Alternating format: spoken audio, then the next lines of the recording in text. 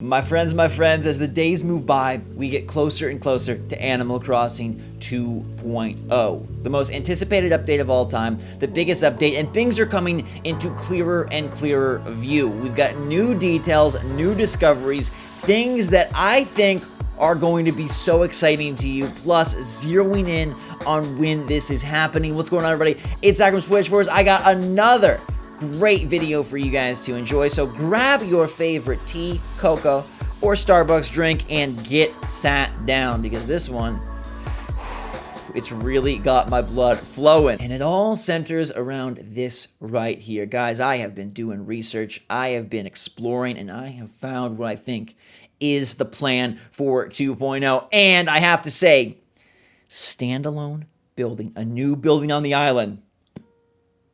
You're going to want to watch this. So make sure to smash that like button and let me know in the comments down below if you are excited for this 2.0 update and what you think is going to be the big deal. Now, I have a whole nother video. If you missed it, you should go check it out. It was over 20 minutes long, talking about amiibo cards, talking about Brewster, talking about Katrina, talking about all the things that, have been data mined, all the things that have been uncovered, all the things that could very well be in 2.0 when it would release. And I want to get even more clear with you.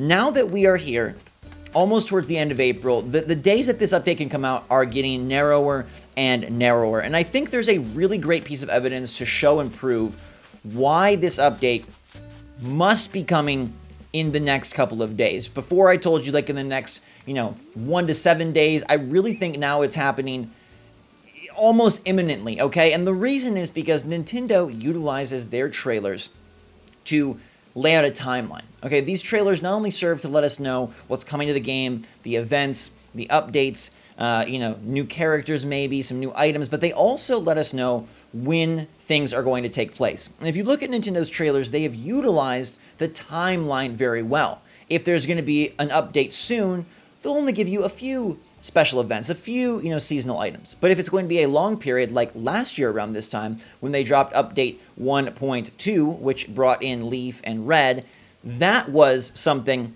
that gave it a very elongated timeline. That gave us all of May with May Day, Museum Day, and it gave us all of June with wedding season. And we weren't to really get another update until after that. Now, why is this relevant to right now? It's because May Day is coming up on May 1st. It's because Cinco de Mayo is on May 5th. It's because International Museum Day is in the middle of the month.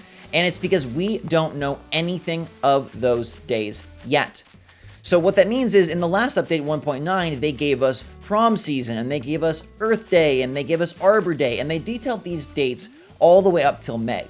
If they weren't planning on releasing an update until, say, June or E3, which I hear is a very popular theory that maybe Nintendo will be saving their update for E3, which is June 11th, 12th, 13th, around that time frame, they would have let us know what's happened in May. Nintendo has been very consistent in terms of their timeline is something that has given us a great sense of what's coming next. And Nintendo has not done something where they don't alert us, they don't update us, which means they have all of May to fill in, which means they need to get that list of May events, those seasonal events and items ready for us. Is wedding season taking place all of June? Is May Day back? Because right now you can't access May Day. Has it been removed? Is it coming back? I think we're looking at a Tuesday trailer. It could be Wednesday, but I think Tuesday, April 27th. And to give even more detail, Friday is Nintendo's launch of new Pokemon Snap, and I don't think they want to step on those toes. So Thursday would be very close. It feels like Tuesday or Wednesday, maybe even Monday. Maybe even a groggy Monday morning, got to get the crusties out of your eyes and get ready for Isabel to say 2.0. But what could be in 2.0? I think it's going to be very early in the week, and I think it's one of those days, but what could be there? Well, we've talked about a lot of things. There's the new amiibo cards. We've talked about quality of life updates. We've talked about Brewster and Katrina. I want to draw your attention back to the source. I like to look at the source when I make my predictions and I make my videos. I don't like to just get willy-nilly. It's fun to think, and I like having an imagination. As you see, I've been building with my awesome water park and my mountain of waterfall wisdom. Looking so good. I'm honestly so proud of myself, which I know is kind of silly, but I'm really proud of what I've begun to create here. I think the lazy river is just looking luxurious. Anyhow, I like to go to the data mines, okay? Because I think the data mines are our best bet at trying to get an idea of what Nintendo plans. That's actually from Nintendo. That's not just me or you making believe, right? That's actually from Nintendo. So I want to pull up Ninja, who's a popular data miner. He's who we covered all last year, and this is back April 19th. So this is before Leaf or Red hit. This is before the Earth Date update. And he looked in the code and found 2 extra museum upgrades. Okay, he also found something that I want to focus and zero in on here. 2 standalone buildings. Now that's mind-blowing because all this time I've been saying that the Museum Cafe is going to be in the museum, but I have a new piece of info here that really is intriguing. So 2 extra museum upgrades, let's talk about that first. All 3 levels after the tent seem to contain an art section. So at this time we were like 3 museum upgrades. That seems crazy, Ninja. Upgrade 1 is when you convert it from the tent to the museum. Upgrade 2, we now know, is Red's art gallery being added to the museum. And upgrade 3 would be what we're waiting for in 2.0. Now, what would upgrade 3 bring? Well, you'd say, Zach, it's Brewster. Oh my gosh, the cafe. I now have a new theory because there are 2 entries, Museum Shop and Museum Cafe, and I assumed that they were connected. I assumed Brewster ran the cafe and the shop had like gyroids and they were right there because even Ninja says it incorporates a gyroid section. But after further digging, parsing through the info, and really zeroing in on the code itself, I now believe that the Museum Shop and the Museum Cafe are very separate. I'm talking the direct code. Now, this is from Oatmeal Dome, the original data miner. This comes before the game launch. This code right here, my friends, is March 18th. Now, if you remember, ACNH launched on March 20th. This is before the game even launched. And you'll notice Museum Shop is up near the top, and Museum Cafe is near the bottom. And I think they are separate things. Now, we're going to come back to that code in a minute, but here's what I think. In Animal Crossing New Leaf, the museum shop was a place where Celeste sold you some cool furniture and she sold you exhibition rooms. Now, these exhibition rooms could be rented out indefinitely and they would allow you to display your furniture or extra storage. Celeste also sold silver tools. Now, we have an equivalent in ACNH, which is gold tools. Now, gold tools are pretty tough to acquire. As you know, they take a lot of work and you have to progress through some achievements to unlock them. But once you do, so valuable. Now, gold tools, that's something really to strive for. And everybody has been hunting for them since the beginning. But now that it's been over a year, maybe it's time to sell those golden tools. Maybe Celeste is going to have a more permanent spot in the museum shop, in the actual museum with her brother, Blathers, selling these gold tools and selling furniture. Now, she could also sell exhibition rooms because the museum is such a big, beautiful space, but I am going to just talk mostly about that shop.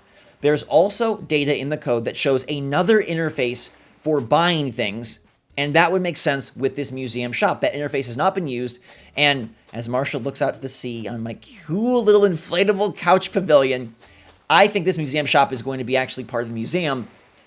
And I now think that the Museum Cafe may be separate, which is just so exciting, okay? And I'll admit, I've been a champion of no more buildings. The island is just flushed. I don't think we can fit them.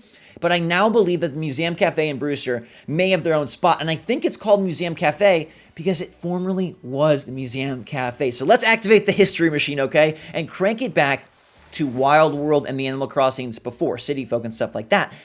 The Roost at one point was in the museum basement. It was the Museum Cafe. But then in New Leaf, Brewster busted out on his own. He got a loan from Tom Nook, and he crafted the Roost as a separate standalone building.